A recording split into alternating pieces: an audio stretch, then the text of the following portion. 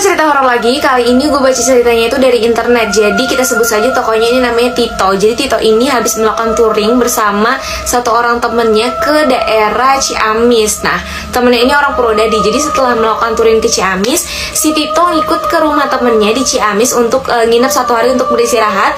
Kemudian setelahnya besokannya selepas habis maghrib, dia melanjutkan perjalanan untuk balik ke rumahnya di daerah Tuban, Jawa Timur. Perjalanan ini memakan waktu 3-4 jam. Sebenarnya bisa lebih cepat kalau lewat jalan alternatif, tapi jalan alternatif itu lagi rusak. Nah, dari awal perjalanan si Tito ini udah ngerasa nggak enak karena tiba-tiba aja di tengah perjalanan ban motornya si Tito ini bocor. Jadi dia langsunglah ke tukang tambal ban untuk nambal giginya. Enggak dong, tambal bannya lah, gimana sih? Setelah bannya ini ditambal, habis itu dia melanjutkan perjalanan lagi. Dan belum lama setelah dia berhenti buat nambal motor tadi, dia berhenti lagi karena tiba-tiba lampu motornya ini mati. Terus dia mampir dulu lah ke pasar Sulur Sari untuk membenarkan lampu motornya ini. Terus pas udah benar sekitar 1,5 jam ini aman, dia jalan biasa aja.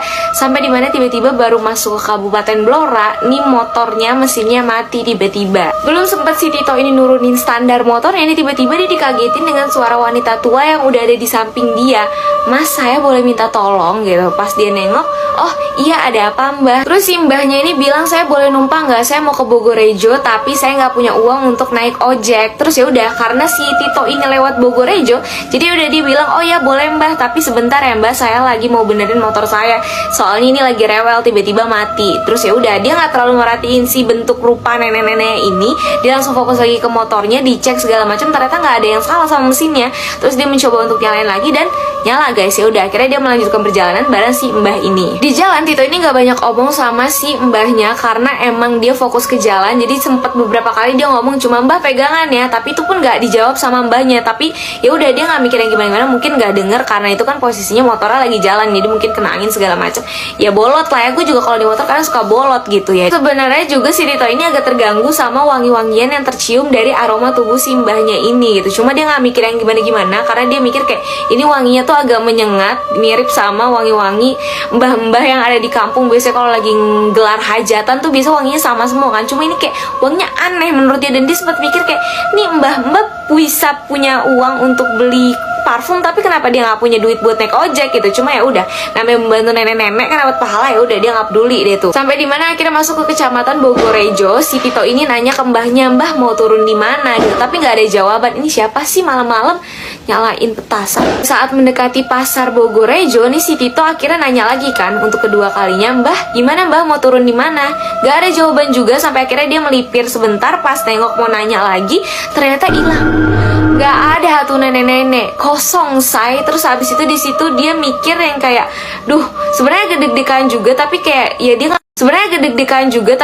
ya dia nggak mau memperlarut ke deg-degannya itu karena di situ posisinya jalan udah sepi. Jadi kayak ya udah, dia meneruskan perjalanan lagi karena juga mikirnya udah malam, dia udah telat banget dari waktu yang seharusnya ditempuh sama dia untuk pulang ke rumah. Setelah lumayan jauh dari Bogorejo, akhirnya dia itu memutuskan untuk berhenti di daerah keramaian. Jadi dari jauh tuh dia ngeliat kayak ada pasar malam gitu tapi nggak ada komedi puter, jadi cuma kayak ada jualan makanan, baju, sama kayak orang berlalu lalang masuk ke dalam daerah yang ramai itu. Akhirnya dia memutuskan untuk berhenti di situ. Nah, tujuan Tito berhenti di situ adalah untuk mengisi perutnya, lapar saya. Akhirnya dia melihat ada tukang bakso. Wah, enak nih malam-malam dingin-dingin kita makan bakso. Ya udah, akhirnya langsung aja dipesen sama si Tito. Setelah pesan bakso, si Tito ini ngeluarin rokok untuk ngerokok dulu nih. Terus dia ngeliatin sekeliling, terus kayak dia mikir kan, ini aneh nih, kok pandangan orang-orang tuh kayak kosong semua. Dan itu tuh suasananya tuh rame banget, yang kayak banyak orang ngomong, tapi kok mulutnya pada diem semua ini. Bingung dong dia, kayak ini suaranya dari mana? Ini orang-orang mulutnya pada diem semua. Apakah ini suara hati mereka? Iya, suara hati seorang istri. Enggak dong, canda.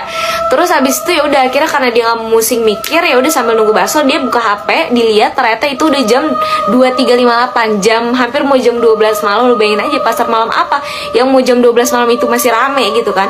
Terus main HP bentar, habis itu dia balikan pandangan lagi ke depan, terus melihat sekeliling, tiba-tiba jadi sepi. sepinya tuh masih ada beberapa orang, tapi udah sangat jauh berbeda sama yang sebelumnya dia main HP itu masih ramai banget.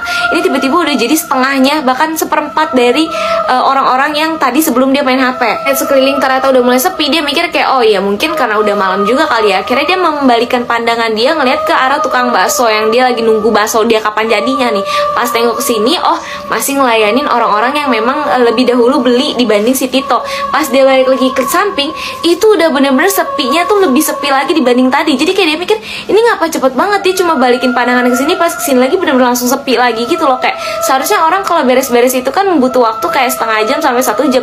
Ini kenapa cepet banget? Pas dia balikin pandangan lagi ke tukang bakso, itu dia masih ngeliat si abangnya lagi ngelayanin orang yang sebelum dia. Dia balik lagi ke sini, itu bener-bener udah gelap total, nggak ada sama sekali orang. Akhirnya dia balik lagi kan ke pandangannya ke tukang bakso ini, dan gak ada juga, udah bener-bener gelap. Saking gelapnya itu cahaya cuma dari sinar bulan aja. Terus di situ dia bergumam kan, nih kemana nih penjual bakso sama orang-orang yang ada di pasar ini tadi.